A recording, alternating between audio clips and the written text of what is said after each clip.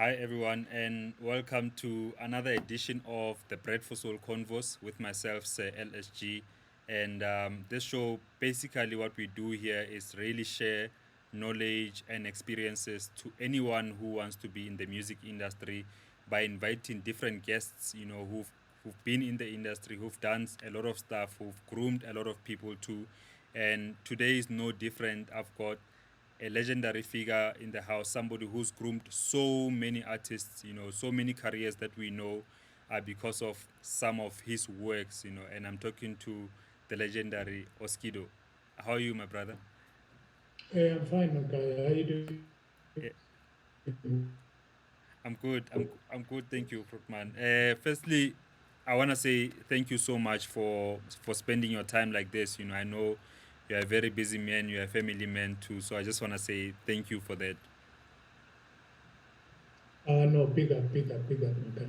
Yeah. So, like I explained to you, I've been doing this episode would be the 84th episode, and I've started it in April, just to kind of share knowledge, and bring guests who are knowledgeable about the music industry, and we cannot be talking about development of house music in South Africa without bringing in you as a legendary figure. And your story, Grootman, has been well documented and rightfully so.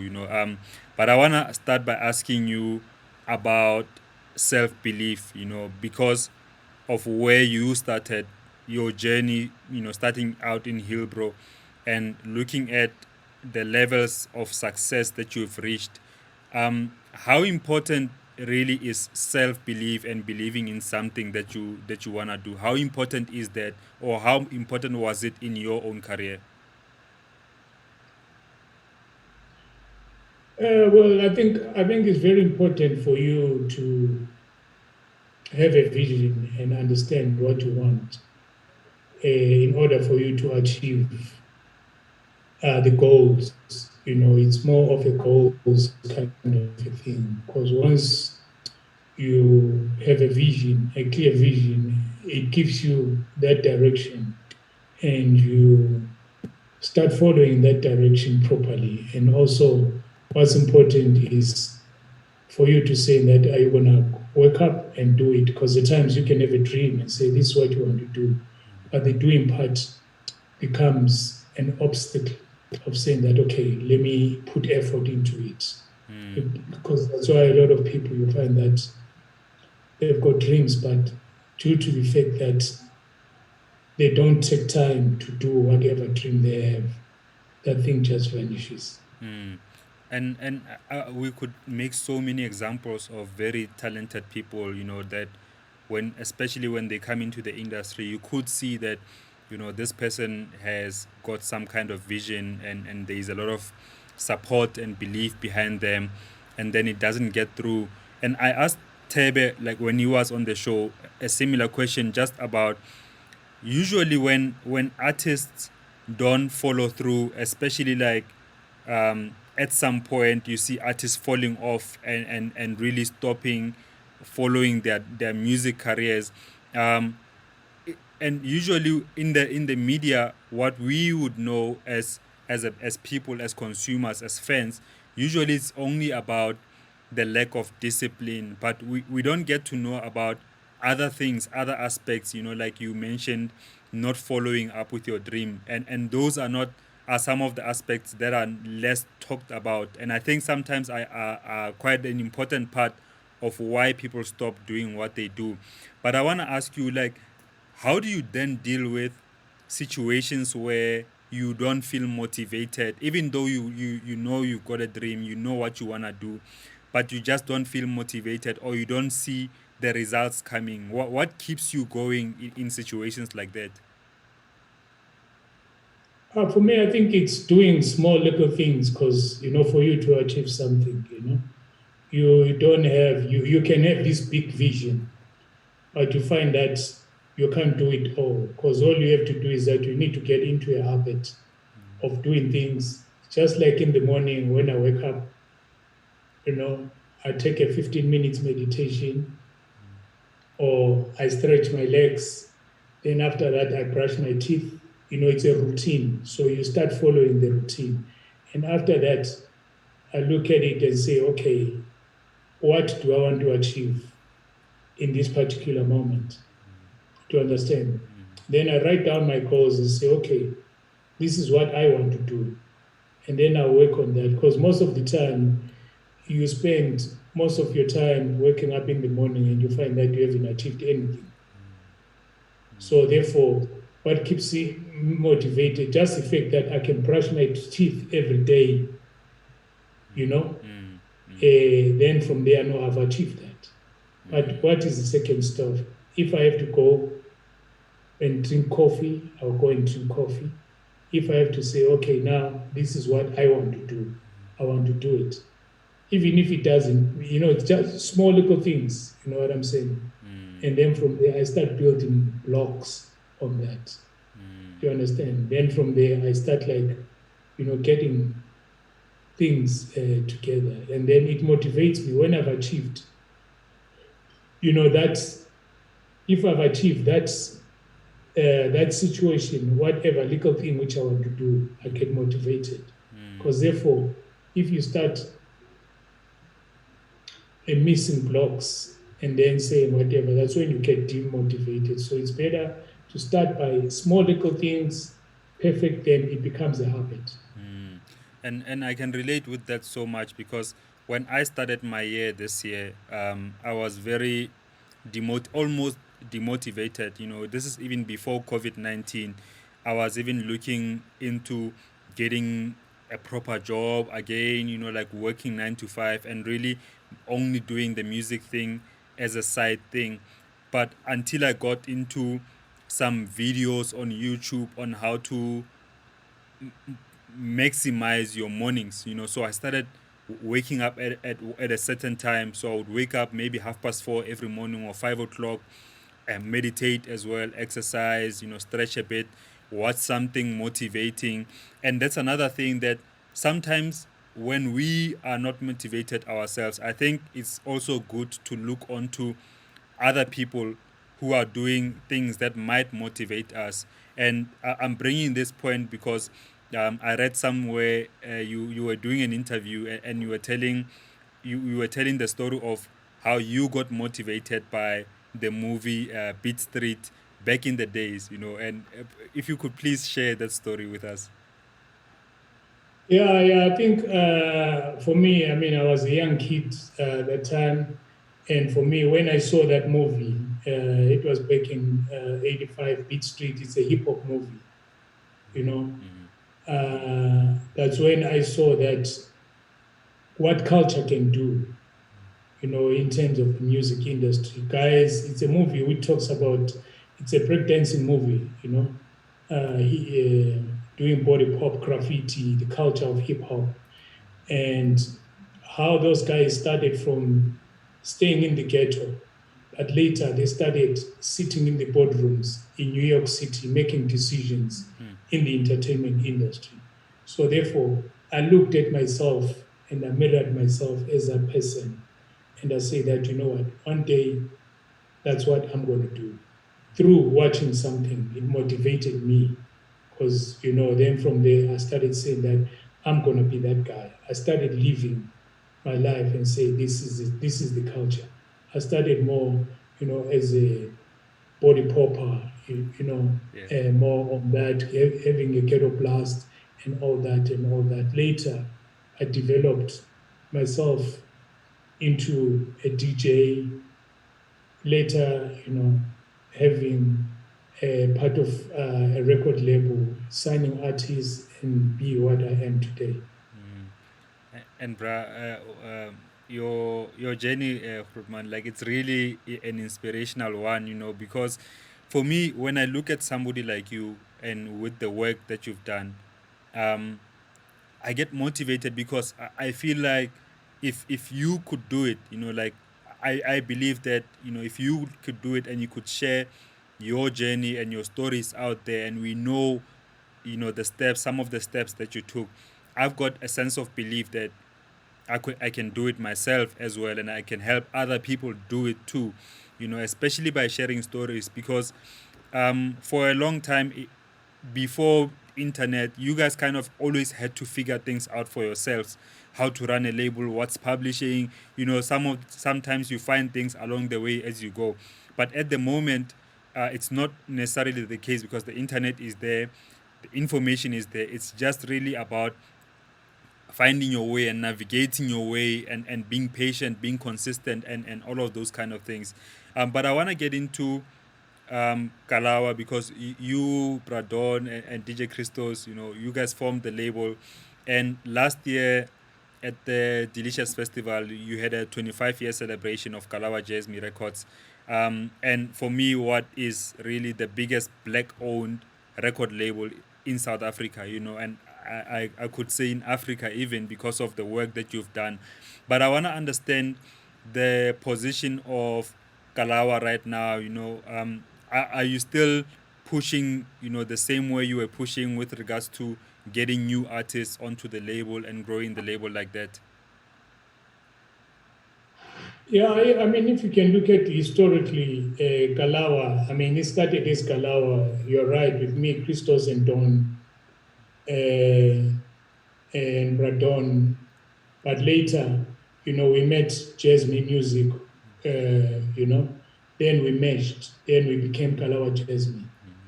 And then from there, we started releasing different artists, developing artists, and working as a team has made us to be where we are today.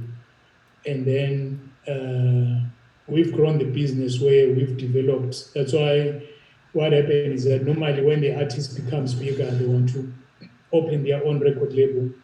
We assist them to say this is it. For example, a good example, Black Coffee came in, he wanted to license, he was new in the music industry, but he didn't know, he wanted a home. But Kalawa Jasmine gave him a home to license his product. So as Dira Afrotainment. So therefore, we look at business as also growing other people. You understand? And at the same time, we also sign our artists. But when our artists become bigger, we give them a platform to start their own thing. And then we start looking at the young ones, and then we start developing. So that's what's been our business model in terms of the growth of saying. That's why we are well known as University of Kalawa Jasmine. Hey, yeah, definitely, indeed, and so many students have went past that university. And with regards to Kalawa specifically, are you then also, is there a are you also growing other people to kind of take over the legacy once you guys have left? Is there that succession kind of grooming happening? I know, like, Bobster has been with you, like, as your boy, like, coming up. He's been with you, like, from YFM, Metro FM as well. So I want to know, is there almost like an aggressive way of grooming more people to take over what you guys have done, and carry on with it, probably also once you guys are no more? Yeah. I mean, the thing is that it's always very important to have that. Although we are helping other people, we sign people, we develop them, and then they start growing themselves. If you can see where Black Motion are, if you can listen to see where Maporisa is, all those people, if you're talking about Bobster right now, he's got his own label. You understand? Maporisa has got his own label. All these people started Mafizo, where they've got their own thing going on. You understand? So therefore, we sit as board of directors within the label, and then we start like helping people to run their own entities. You understand? And then at the end of the day, we're going to look at the board and say, okay, how does the story of Kalawa then keeps going? Do you understand? Yeah. Okay, Krotman. And I want to get into the relationship between yourself and Louis Vega, because when I had him on the show, and he told a couple of stories about how initially, like, he was one of the, well, actually Brad Greg was saying this, that Louis was one of the people who were at the forefront of supporting local music in in the States, especially back in the days of the Winter Conference in Miami, and we've always seen this exchange of works between Kalawa and Vega Records as well, throughout the years. But the story of South Africa, Grootman, has always been like we've always heard people talking about South Africa is the biggest dance nation in the world. We are the biggest house music consumers in the world. Um, According to like your view, do you think that we have fully maximized that position within SA? Because we know house music is big in South Africa, but we don't see a lot of endorsements and those kind of deals happening for house music and dance music artists in South Africa, or at least enough of it. What are some of the things that are lacking still within what we need to do here locally? Well, for me, I think you see, on my side is that because I'm trying to touch what you are touching on. You've touched the Louis, you've touched the lacking thing. So I don't know which part of the question which you want me to answer. Let's start. Because Let's start you've with the touched the Louis one. Louis, you've touched the endorsement, you've touched. So I don't know which direction do you Yeah, want do you want me to think I think let's start to answer your. with the Louis relationship, Krugman. Well, what happened is that as myself, OSKIDO, I've got the outfit, which is Kalawa Jasmine, which is a record label. But also, I've also got my own personality as OSKIDO, as a DJ. This is where I started all this thing. Then, with my friends, we formed a unit called DJU, which is myself, Christos, Vinny Da Vinci, DJ Fresh, and Christos. And then we started, because long back, before even Kalawa started, there were only a few DJs only playing. Then from there, we decided that we want to find out what was happening overseas. Then we went over to Miami as 5 of us, on a mission. Then we formed a body called DJU. And from there, that's when we went to the Miami Winter Conference to see what other people were doing in the dance music space. And then when we came back, we started saying that we're going to form this unit and start teaching young people about the music industry as this unit called DJU. And then from there, this is when we started. I went in at YFM. This is when YFM brought in Louis Vega, and then the next winter conference went there, and Louis invited us on the Masters at Work thing because he saw what we're doing here in Africa. And we started having that relationship, all of us individual as DJU.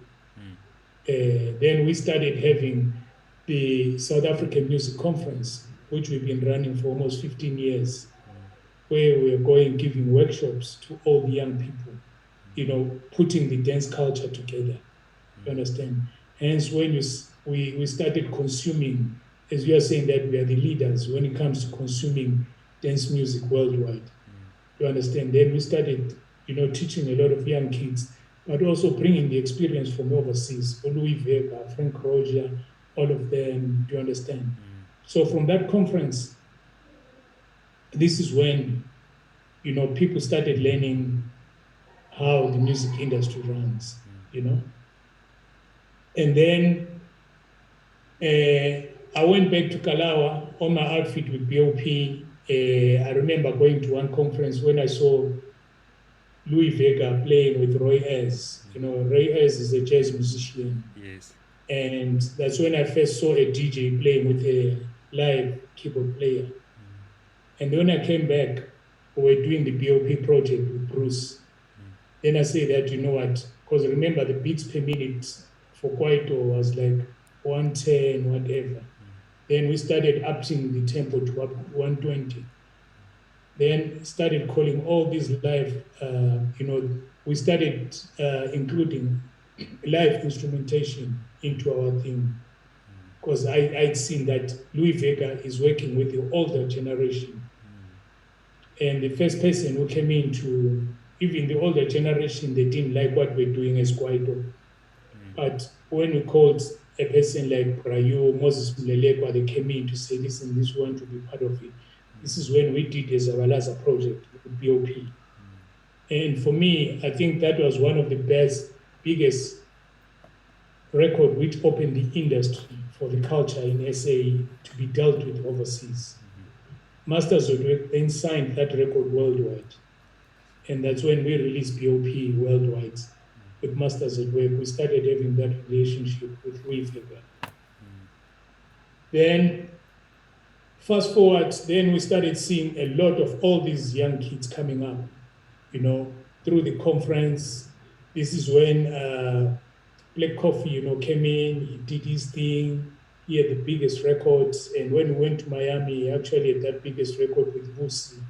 It was one of the huge, huge, huge records. And wow, people started noticing what we were doing. You understand? And through that conference, Black Coffee met his manager, the guy who's even managing him, through our DJU conference, a guy called Lionel. Yeah. The guy came in for mastering. And through networking, he was smart. He started networking with the guy. Because remember, when you do this conference, it's how you network. And he started getting contacts to say, no, I mean, I want to come to France. And, that's how we started developing. And he was already becoming a big name here. But he sacrificed himself to say, let me go and be playing for France for free. And this guy right now, when you look at Black Coffee right now, is the biggest thing globally. Through the networking, through the way of saying that, listen, let me meet, when you meet a person, how do you network? How do you start thinking? We started thinking beyond bigger, what our vision was. But to saying, you know what, you guys have given me this thing and check where it is today. You understand? So when you talk about lacking, we're lacking where people are missing the networking. That networking can open up doors for you. You understand? So therefore, it's very, very important for you when you've got an opportunity to network with different people, find out what they're doing, and then start checking out what's happening, and then be in touch with them and start developing your own strategy and start running your own thing. And I think that's so important to note, because most of the time, especially with house music people, né, we've gotten to a point where sometimes we feel we don't connect enough with people from other genres, and we might not necessarily, you don't even have to enjoy somebody's work to respect their work. If somebody had done a lot of work and they are successful in what they do, I give them the respect for that. And then I think the task for me comes to, how do I get what I do? How do I use some of the tools that they do within my thing? But also, how do I keep connecting with these people, so that we can kind of grow from one another? And I think for the longest of time, I just wish that locally dance music could really thrive as much as it should be, because the ears are there, Rotman. Like, people are listening to house music. People love amapiano. People love deep house. It's still, very well respected. What Tira did in Durban with Durban Guato, I mean, not only Tira, but him and people from Durban. But I think we need to see more of that, and we need to see more of that growing to a point where there is those networks between brands and between artists. Because you mentioned SAMC, I want to get onto that, because I'm a student of SAMC too. I started going to the conference in 2000 and 2008, when it was at Vets. And I think I learned so much from it. I didn't know how to write an email when I went to the conference, and I got out there, how to approach labels, how to network with different people. But I've seen kind of a change in the way the conference has been run, because you do it here in Johannesburg and then take it to Durban, but the Joburg part of it seems to have gone out. What are some of the changes, or what influenced some of those changes with regards to SAMC? Well, at the end of the day, remember all these things, it's also got to do with the interest of uh, the province itself, the developmental, the arts and culture platform. So therefore, the KZN have always shown interest to say this is what we want to develop. Do you understand? Mm, Putting money in going into township, Durban tourism came on board to say this is what we have to do. Do you understand? Because at the end of the day, is that we're doing the good work out there, mm, but people, for us to do that good work, it's got expenses, to be done. But if, say, we've got, remember, we are taking our time to do this. mm, So therefore, that's why most of the time, Durban tourism is coming on board to come in to say, listen, we see what we're doing, what we are doing. So therefore, we've looked at it that, listen, we always want to do it during Durban, July. People travel all over the country, just like in Miami as a city. mm, Remember, the concept came from Miami Winter Conference. mm, So for Durban as a city came in on board to say, listen, we love this thing. It's developing the youth of the country. So therefore, hence, it has been mostly positioned there. mm. And earlier today, because I know that you are so big on developing and talent. Earlier today, I had on the show. I mean, yesterday I had Miss Jones, who is also, a student from the conference, but also was a beneficiary in the OSKIDO, I believe, Foundation. Who are some of the people who really, came out and took the chance by the horns, specifically coming from the I Believe Foundation? Well, the concept was we approached NYDA. The concept was to say, let's look at provinces where we can build studios for young people. Then we teach them about how to run the studio business.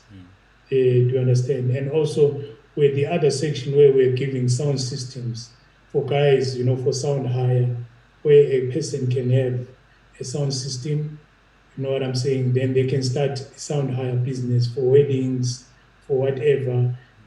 Small studio sessions was for you to have where you can start recording demos in your hood and all that. But what happened is that we went throughout the province, courtesy of NYTA, who sponsored the whole thing, and they funded that program where young people, were given studios and we teach them, we give them these studios, and then they start like producing themselves, for their community. It can be church, and then we create a website for you. You understand? So that people can do studio bookings. There's business because music industry is not about only making business. It's not only about making music. There's gotta be studio. There's gotta be marketing. There's gotta be. So we give you all those tools. You understand? And I mean, Heavy K came from that project.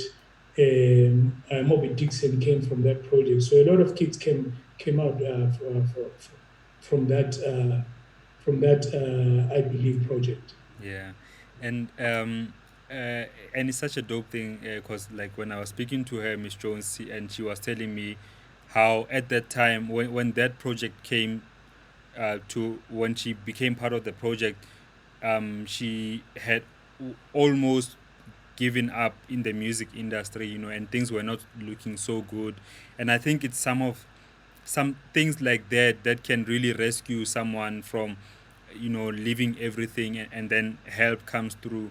I think that um, we do need to see. I believe that like the government kind of needs to find a way of really helping more people, and directly, because with people like you, Grootman, when people like you do these things, it's people who have been on the ground. It's people who know and who have contacts with the musicians, the aspiring musicians.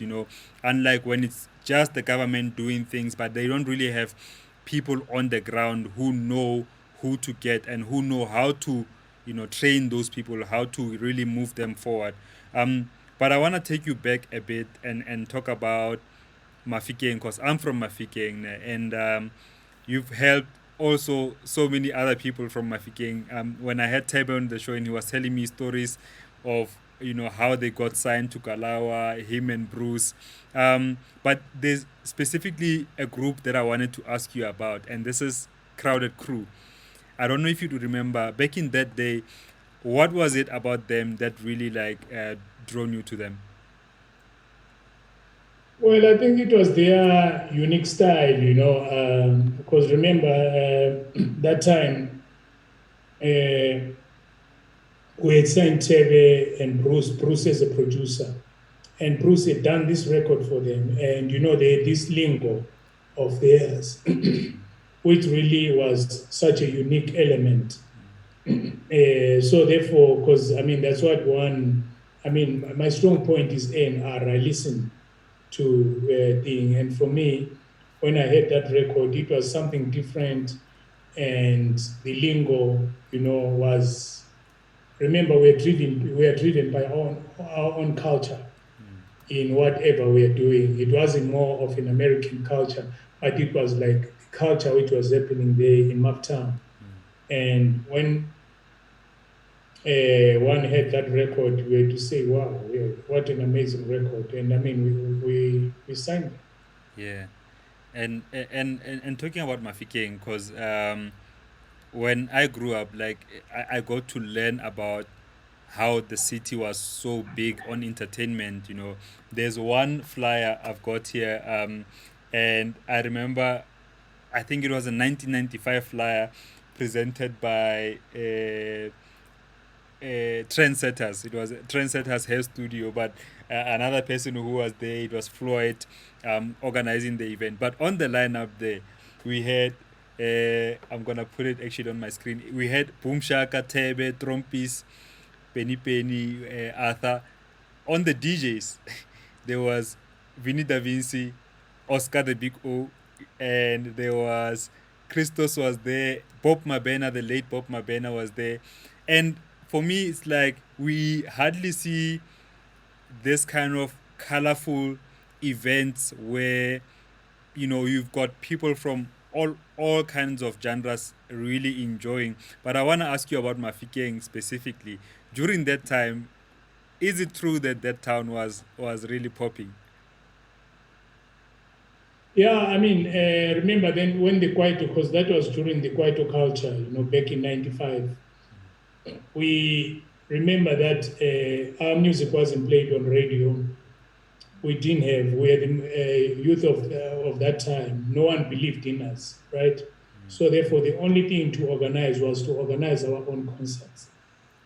So therefore, I used to travel down there, and I think the first concert we did was called Imbizo, at a company called Bad News Productions. I'm sure on that flyer there must be Bad News Productions. Yes. And then from there, Kwaito, we took Kwaito to the people. We started going more on the students' vibe, TNT and all that and all that. And that time, Maftown was the half because there was Unibo. It was happening that time. And when we took the concert there, we partnered with Floyd to do that concert. And remember that we are coming from an era of bubblegum where people were used of playing instruments, but we're playing back tracks. So therefore, it was a new culture of having DJs and artists thing. But also for us, it was more of a promotional kind of thing. That's why you see Boom Shaka that time, because the record labels they denied us to say that they didn't like our music, major record labels. Therefore, we're using it also as a promotional tool to take it to the people. But the youth of that time started loving that thing. So Maftown that time, because the Unibo activity and Radio Bob, was happening, it was the hub of the music industry, which we felt it was an underground movement. And that town was happening, and we felt that I think it was the Cameron Yeah, Dam. Little more in them. Yeah. So we used to take the picnic stuff because it was, remember that there were festivals which were happening, but this was now for the youth culture. It was something new. So therefore, we're catering for the youth, and that town that time was booming. It was huge. And that's when even the 60s started kicking in, the 60s vibe. But, just at a small scale when 60s kicked in. So every time, everyone knew that Maftown was the entertainment hub. And also like just still on Mafi game because um having stations like Radio Bob, and Bob TV and Mabatu TV, and there was such a big investment into the arts in Mafikeng, and for people who are not from Mafikeng, um, I mean it's still there, but at that time it was more prominent. There was a center called Mabana, and Mabana was an arts center. It had an entire music school. So after high school or primary school, you could, after school is out, you could go to Mabana and go into a music class, and you'd be trained like that, or go into a karate class, and there were dancing classes, anything concerning art. And it's because at the time the government of Botswana, was really heavily invested in the arts. They built a mega studio. Really, at the time, I think it was the second best studio in the world at the Bob Studios. And I just want to know from you, like from your own experience and your views, would you say that the government here in South Africa is not investing enough within the arts? Well, I think it's getting to know. I think what we're lacking is getting to know what the young people want. And they are investing, they are doing different activities. But I think it depends on their strategy. But I think if the strategy was out there to what we are talking about, these are centers which were there in Bob, to understand. I mean, this is where Bruce came from, this is where Tebe came from. We will see. But I think they are investing in arts on different formats. But I think they need to be on the ground where people are at, youth centers, where we can develop young people into other things. And also, like, for somebody who's been in the industry, for such a long time, Rodman, and you've seen artists coming in and going. If you could, like, name two or three things, core things, especially now, that artists should be doing to remain, to have that longevity that you've had along the years. Like, what are some of the things that you would advise on? Well, for me, it's for you to be, have an open mind. And like what you were mentioning earlier, we've got internet now, research, find out what other people are doing, to understand, and then have a dream, and you start working on that dream, and you start, like, you know working on yourself and say, this is what I want to work on. Have a vision. And once you have that vision, you have a plan. And then you start working. Don't just have it and say, oh, this is what I want to do, whatever. If, for example, I'll give you an example. Casper, your first, came back to me before he started Fill Up to say, Grootman, how have you sustained yourself in the industry? I'm worried that, I've done this thing, but I don't know how I can build myself. But I've got this dream of building, this thing. I want to do this show at the Dome because no one has done it before. For me, it was a young kid who had a dream, and it was in his vision. And for me, it was, listen, the Dome, are you serious? You want to do the Dome? And Gary, no, it's doable. All you need to do is to work on it, have the right team, and work in. Because his worry was to say, you know what? In the music industry, you can have things, but I've seen that you've always got things to fall back on, even when things are bad and then whatever. You understand? And you can see that this is the guy who had a dream. He put up his team properly. Do you understand? And he said that, listen, I'll do what's not been done. I am going to fill up the dome. And he started putting things together. Have the right team around you. People, do you understand? Because you can have this dream, but do you have the right team to make things happen? And there he is. He started like building. That thing has become a brand. Start creating things which are going to become brands, so that even when you are sleeping, because he does it now every year, you understand? And then he knows that even if, say, he doesn't have kicks or whatever, but that thing has become a brand for, you become a trendsetter. So therefore, once we have a vision, you put up the right team and then whatever, because all of us always have dreams and say this is what we want to do. But for us to implement, it becomes difficult. So here is a young kid coming from uptown saying, I want to fill up the dome. And he filled it up. Because he had to come in and say this, whatever. But that thing has become a brand for him. Now he's filling up stadium. So it's very, very important for you, once you have that dream, work on it, get the right people to work with you, get partners, do you understand? Even if that's why you must have a brand team who are working on your brand, so that when you're out there, people look at you and say, wow, this is it. You sit down, you give them and say, this is it. Because there are a lot of people in every wood who've studied marketing, who've studied different things, even when it comes to production.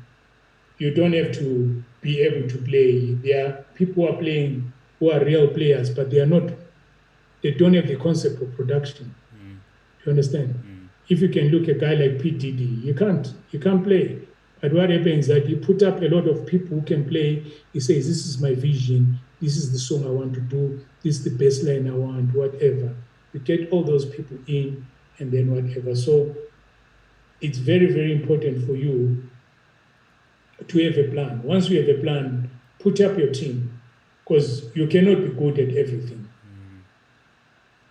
So therefore, because I know my weaknesses, but I know my strong points. If my strong points was to say, this is what I want to create, this is what I want to create. Then from there, I start creating all those things. Then I get my guys in the hood. There are so many people these days in the hood who are not doing anything. My friends or whatever, and say, guys, this is what we have. When we run this, we're going to run this, we're going to run this. And you start putting those building blocks. And that's how you start achieving things. Yo, and yeah, man, that's so such profound, because Casper is a good example. I mean, check what an amazing boy he is. Do you understand? He's, people can laugh at him and say that he didn't finish his matric, but he's better than most of the advocates or lawyers, because he can get that money, he can get that 5 million within one show. Rent. yeah, no. So I want to get like specific insights, especially when an artist comes through to Kalawa and here's a new artist. You see there's potential in this artist.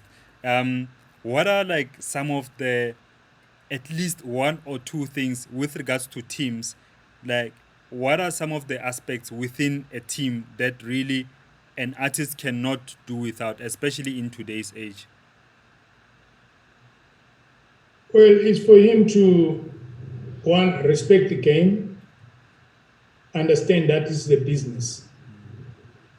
Because most of the artists will come in and then from there they will feel that this is the thing.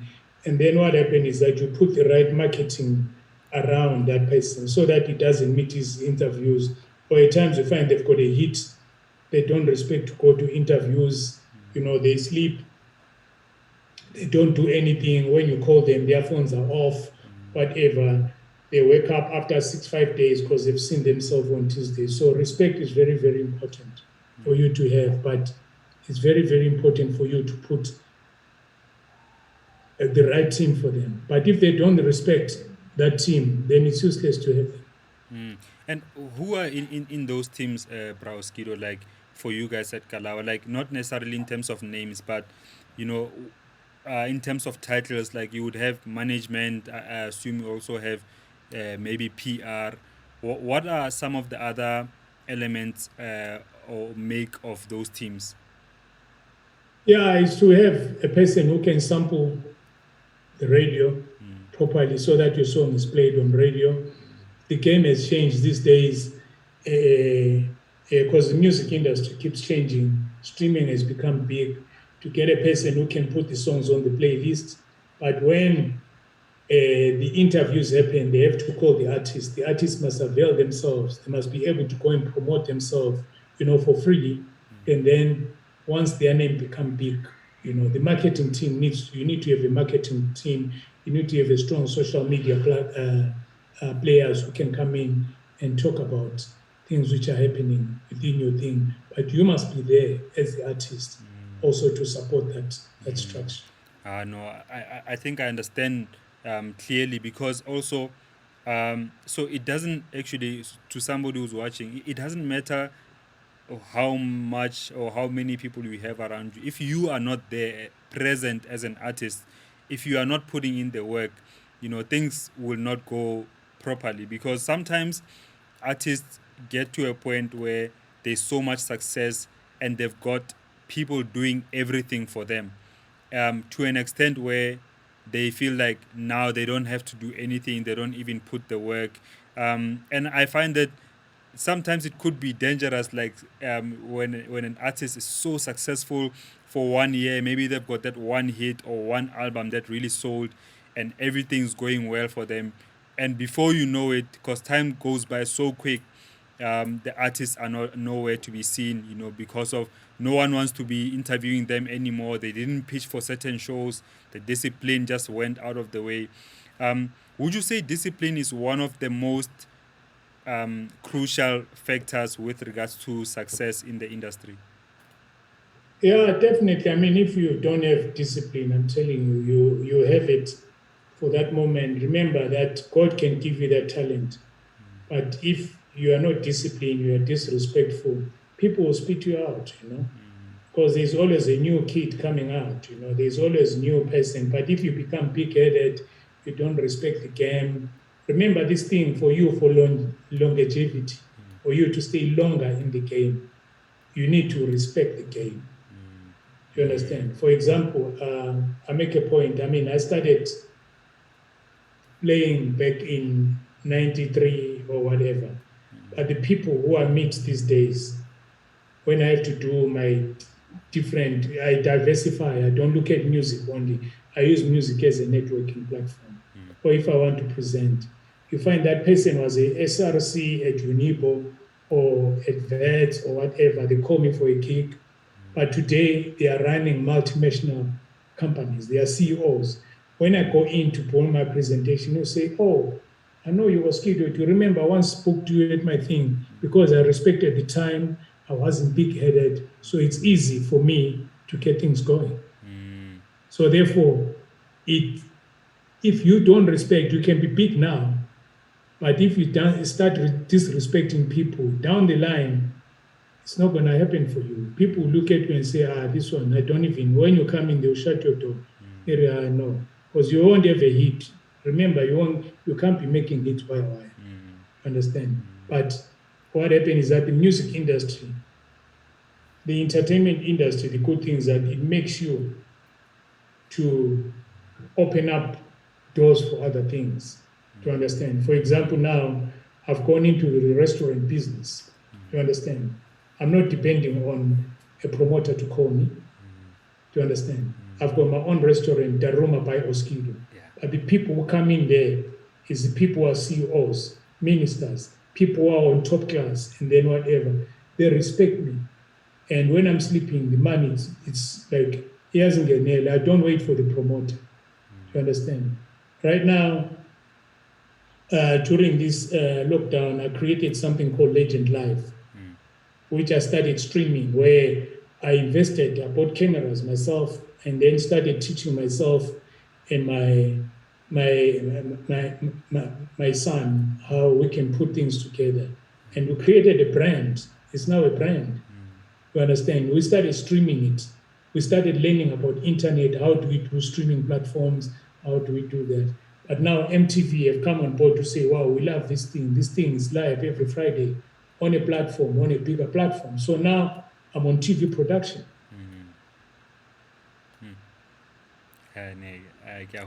Man. Yes, yes. I like the moves though, because I feel like diversifying is such an important thing. In the past, like okay, for me, for the past 10 years, I've worked on TV. You know, I've worked with Teboho, who connected us together. I've worked for them for the past 10 years, and then I became a freelancer. Let's say in the past 2 years, so that I can focus more on my things. And what I've seen is that diversifying also allows you in a time like this. You know, if obviously I could assume the restaurant has been impacted, but things are opening up, and actually for restaurants have been open for some time, but just the importance of having different streams of income. You know, how important is it for artists to not only focus on doing music and really open themselves to other things? The problem which we have is that, you see, I always tell even some of the artists, most of our artists at Kalawa, that we normally get gigs only on weekends, Friday and Saturday. And you find that maybe you're on studio, you understand, you don't make music wire every day. But what happens is that from Monday to Friday, what do you do? Remember, you've got 24 hours in your time, do you understand? You work, you sleep for 8 hours, and then you've got the other thing. But what do you do with that thing? Once, for example, I'm known as OSKIDO, how do I push myself? Right now, I'm a record label owner. I've got a radio show at Metro FM. I own a restaurant. Do you understand? I make sure that I start checking and say, where do I start moving into different things? I look at things, I sit on Kalawa. I've got my own company, which I do. We are one of different things. So therefore, I start networking. So therefore, it gives you that platform to start thinking different things. Because what do you do? Because most of the time, that's why we find most of the artists frustrated, because from Monday to Friday, they're waiting for the promoter. It's either backend, Pusa. That's when, you know, they get into drugs, they get into all that stuff. Because buyers would, you know, Baba Bonekasi, they are on TV now, whatever. During the day, they are with the girls and they are drinking, they are doing all that stuff. And when that door closes, that's when the frustration let out. So it happens in not only in the music industry, but also we've seen it happening in the soccer, in the soccer industry, in different things. So therefore, networking in any other field, if you want to be in the business, is very, very important. That's why it's very important for you to diversify. Thank you for that, Rotman. And just my last question is that sometimes we see, most of the time, as people, as supporters, we would see successful artists as, you know, perfect, that nothing ever goes wrong, that when somebody's successful as OSKIDO, they never have problems and stuff like that. And I've grown to learn that it's not really the case. It's just that you are dealing with your problems differently. But I want to ask you, what are some of the, especially in recent years for you, what have been some of the most difficult things or challenges to get around? Well, remember that life, me, I always believe that in life is joy and pain. You know, there's no perfect happiness. You know, you can't have 100% happiness. You understand? There's always going to be disappointments and all that thing, but it depends. You're always going to make mistakes, but are you learning from your mistakes? The music industry has changed drastically. I mean, when we started from cassettes. We moved into CDs, physical stores. Now all of them are closed. You understand? But what do you do right now? And for example, when you look at the record label with Kalawa, now we've created that catalog. But how can we make that catalog work? How can we now look at Kalawa as a brand? Can Kalawa only stay only creating music? Yes, we've created music, but can we tell the story? Can we go in the film industry and tell the story of Kalawa? Can we start creating documentaries about it so that the label itself, even when the artist comes in, that's why it's good when an artist like Kalawa comes and say, hey, we want to leave now, we want to open our record label. We say, I know, we support you, go in. Do you understand? We don't have frustrations, we start fighting in court or whatever. Do you understand? If you can see historically, that's what we've done. Usiswa, she's got her own record label. When I see her, what she's doing now with Beyonce, I say, wow, Yeah. check what's happening right now. Yeah. You know, she's got her own Majesty Records. We support her, you know what I say? When I see what Zinke is doing as a brand, do you understand? I look at it, I support her and say, you know, Zinke, let's do now. We're doing this pajama party, you know, which he has also on MTV. We support each other. Then you sort of like start supporting all these things. You understand? But if you become like hard-headed and then whatever, this is when you start holding, you start having disappointments. You know, when I see Zonke doing it on concerts, Yeah. do you understand? I like, wow, this is what I like. Yeah. You understand? Yeah. When I saw her feeling Cape Town, Yeah. you know what I'm saying? I have a relationship. When I have to give you a call and say, Zonke, hey, I'm doing a track. Hey, you know, you've got your own thing, you've got your own thing. You come in, here is a song. Yeah, we do Wire Theatre. You understand? It's Yeah. OSKIDO record. We're still working together. So therefore, it's very, very important to have that open mind. And when you see people growing, support them. And at the end of the day, measure your success not by how much money you have, but how many people you brought up when you see them going and you say, when I see Black Coffee rocking, Black Coffee now calls me. He calls me for different things. He doesn't call me for music. You tell me and say, Buddha, here are we investing in property? Because I used to fight with him in terms of cars and say, why are you buying so many cars? Yeah. Hey, let's get into property, man. But right now, he teaches me property. He calls me and say, you know what? I'm in Portugal. This is what we have to do. You understand? For you to invest in things. So therefore, it opens up this whole thing of like thing. We make mistakes. We learn from our mistakes. Do you understand? And there's gotta be that joy and pain. People, even with artists, they will come and go. It's painful when you see your child. For example, when you've got a child at home, like my elder son now, he has to leave the house. Do you understand? He's starting his own family. It's painful, but at the end of the day, it's that time when things have to happen. So it's very, very important for us to understand that throughout all this change, do you understand? As I say that from CD, from cassette to CD, what has changed is made. It is made now, and artists now can easily upload themselves and start their own record label. You understand? And then it's easy to do that because the world has changed. You understand? But what can you do as a label?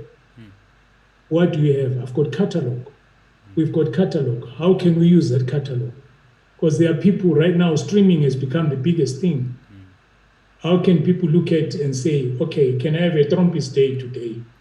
Mahasman, who's going to buy it? The guys who are dancing, Goma Fiking, long back, whatever, those are my clients. You know what? I've got my Nyonyoba. How does it remind me? Do you understand? I got catalog. Do you understand? So therefore, it's very, very important for us to understand that now there's different revenue streams. A song can create different revenue streams. And what we have now as Kalawa Jasmine is a catalog. But right now we're looking and saying, how do we start maximizing the catalog? Because right now, if you look at streaming is going to be the biggest thing. Yo, I know. Thank you for the lessons, Grootman. Just in closing, I want to ask you about Bra Bob Mabena, who he just laid to rest this past weekend, and like my encounters with him, and it's so profound because I've noticed a similar trait with a lot of successful artists within the industry who have stayed the longest time. Yourself being one of them, um, Bravini, Christos being another one. Like most of you guys have got this welcoming thing about towards young artists, and Rabob was the same towards me as well. I do a residency mix on Power FM, and I got there because of him. And I was like trying to get some shows towards him, but he always had time for young people. But I want to ask you, what are some of like one or two things that really you would say you learned or you got from such a spirit as Brabob Mabena? Yeah, Bob, remember that Bob was me. I've always come from the underground movement. So Bob was more on a commercial radio when he was a Bob. And then when he moved at Metro, because you see, we were underground DJs. Me, Vinny, Christos, the guys you were mentioning, we've always been underground. We're not commercial. You understand? So Bob has always been radio, gives you that platform and all that. So when, because we're collecting a lot of record, vinyls and all that stuff. So when he moved to Joburg, because he was so popular, when we joined Metro FM that time. So he came to me, he approached me to say, hey, my man, I'm getting requests for gigs, but I don't have records. Then he came to my house. I was staying in Hillbrook, and then I gave him about 50 records, of saying that, go in and then whatever, so that you go and play. You know what? And I selected, my vinyl collection, and I gave him that stuff. And from that time, what? That's how I started relationship with him.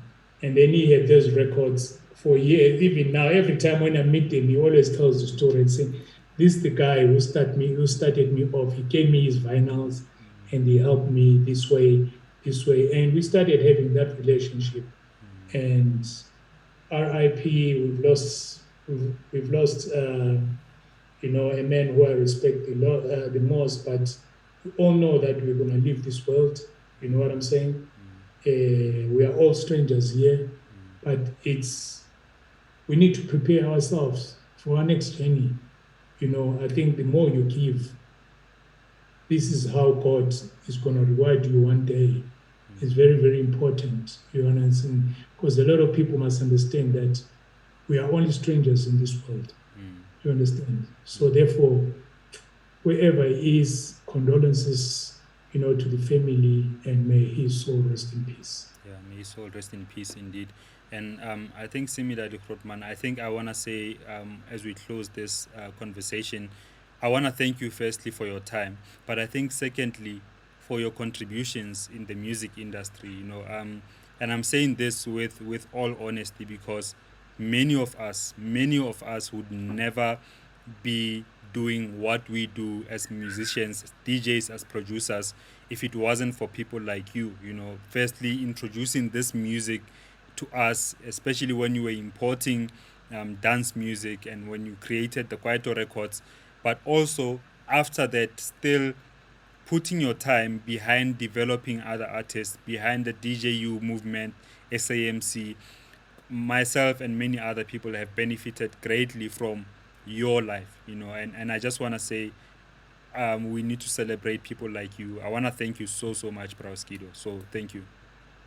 Yeah. I always tell people that it's a teamwork movement. You do understand? It's like, not that we are superheroes, right? Yeah. But it's like we move together as a tribe. We move together. If you can look at the ground, we print Kalawa. We're moving together as a tribe. There's no one who's bigger than the other part. When you look at a full human body, when you must check when your body, maybe when you've got flu, or when you broke your arm or whatever, your functionality is not good. Even say an engine, when you can take out that piston, a small little thing. So small little things count. So therefore, it's not like a one-way thing, but it's the influence which you get from other people for you to share ideas. I'm check now, you've got this online thing. It's good creativity. I'm learning from what you're doing. So we have to learn from each other. And I think that's what's key in this life. Yeah, thank you so much. Thank you so much, Rupman. And to everyone who's watching, thank you so much for watching. Please tag somebody in the comments who might learn from the conversation, who might also enjoy the conversation, maybe, and also share the video so more people can see it and more people can learn from it. Otherwise, let's remember to stay creative. Peace.